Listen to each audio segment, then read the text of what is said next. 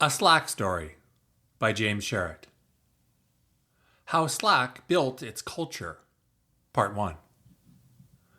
Starting to define our culture with 4 Slack attributes, learning what it means to be slacky, finding a range of reactions.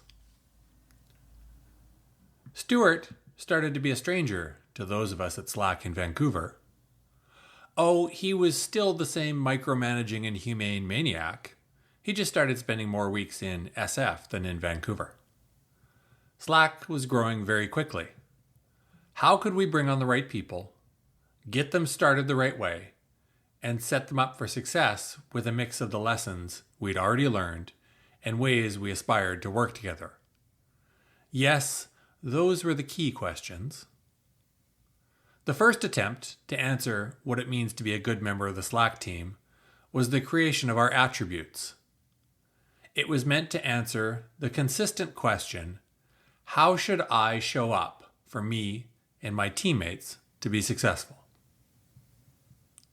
4 Slack attributes. I remember the day the 4 Slack attributes came out. I'd heard about it and been asked to contribute to an early version in a few meetings. My input had gone into the process, then the general communication arrived to me in Slack, just like it arrived to everyone at Slack. I opened the Google Slides presentation. It had 5 slides, including the title slide. 4 Slack attributes. Each following slide was a single attribute. Each attribute is captured below exactly as it appeared then and there to all Slack employees. Bold passages copied verbatim. It was our attempt to capture what it meant to be part of Slack. It proved to be only our first attempt to capture what it meant to be part of Slack. But without further preamble, the 4 Slack attributes, in the order they arrived. Smart. This is not IQ. What makes someone smart is a desire to keep learning. You want to be curious, inventive, and creative. You want to always be improving. To make that easier, seek out opportunities to operationalize work and, where possible, simplify down to checklist-driven routines. Adopt best practices wherever you find them. Doing so allows you to spend more of your cognitive energy on those things which are unexpected or unpredictable, unique to the situation, or which most require your intelligence and creativity. It also allows you to keep a critical eye on both the process and the objectives, to ensure you are making the best use of your time. Humble. Humility is a prerequisite for almost everything good in life: joy, satisfaction, and authentic connection with others. It is also a prerequisite for the self-awareness that enables learning and personal development. We want to win hearts. We also want to recognize the humanity in our customers and demonstrate that recognition in everything we do. That's impossible to do from a me-first, self-centered place. You need to put others first and have great instincts for hospitality. If we all give more than we take, we all end up with more. Straight game theory, yo. Cultivating humility enables empathy and allows us to operate with respect, kindness, and solidarity. Also, as a bonus, if you are humble, people want you to succeed. Smiley face. Hardworking. You are expected to be focused, disciplined, and professional at work. That doesn't mean being dour, and it doesn't mean being serious all the time. In the best case, it is actually joyful. There is an exhilaration you experience in bursts of high-impact productivity that you can't really find anywhere else. Success feels good. Winning feels good. Accomplishment feels good.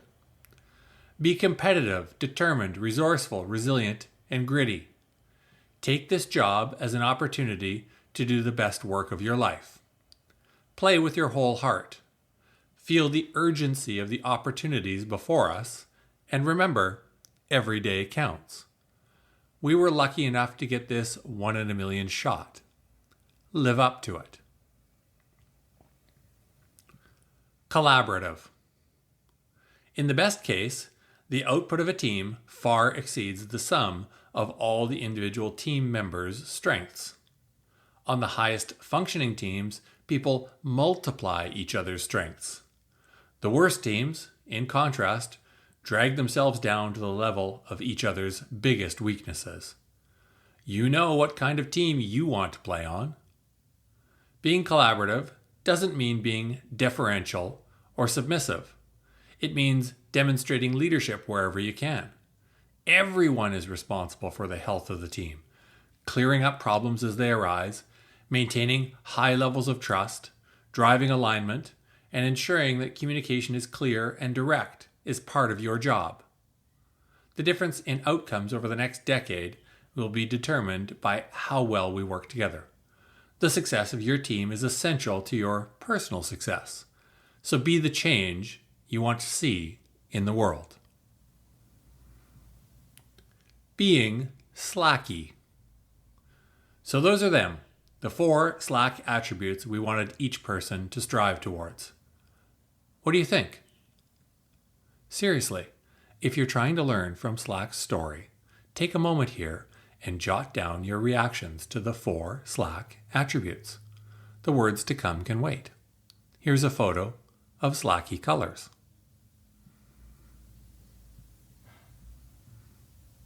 Okay, onwards.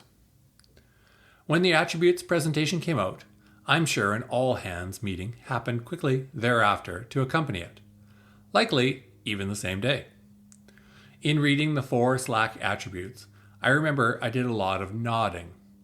It all felt right to me and reflective of the place and people and time. I felt like it was actually a really masterful piece of internal communication.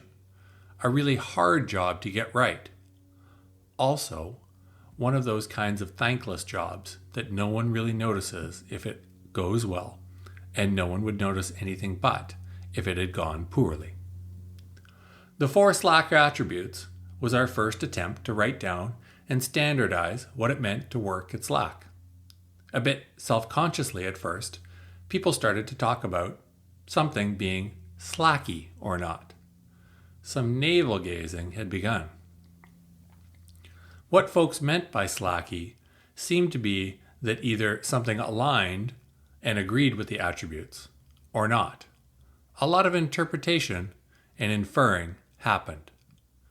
Reading the 4 Slack attributes again now, they seem both hopeful and hopeless, timeless and very specifically rooted in their time. Naive, if I'm being critical, full of trust, if I'm being generous. And that range of reactions and need for interpretation and inference showed the limitations of the 4 Slack attributes. To those of us who had been at Slack and seen its evolution, they codified what we already practiced. To those just joining Slack, they kind of mystified. They didn't do their job of answering the question, how should I show up for me and my teammates to be successful? So we hadn't answered the key question we set out to tackle for new people to Slack. More change needed to happen, and more change awaited right around the corner. Up next, How Slack Built Its Culture, Part 2. Shifting to 6 Slack values. Creating canonical stories for each value. Onboarding as a force multiplier. Thank you very much.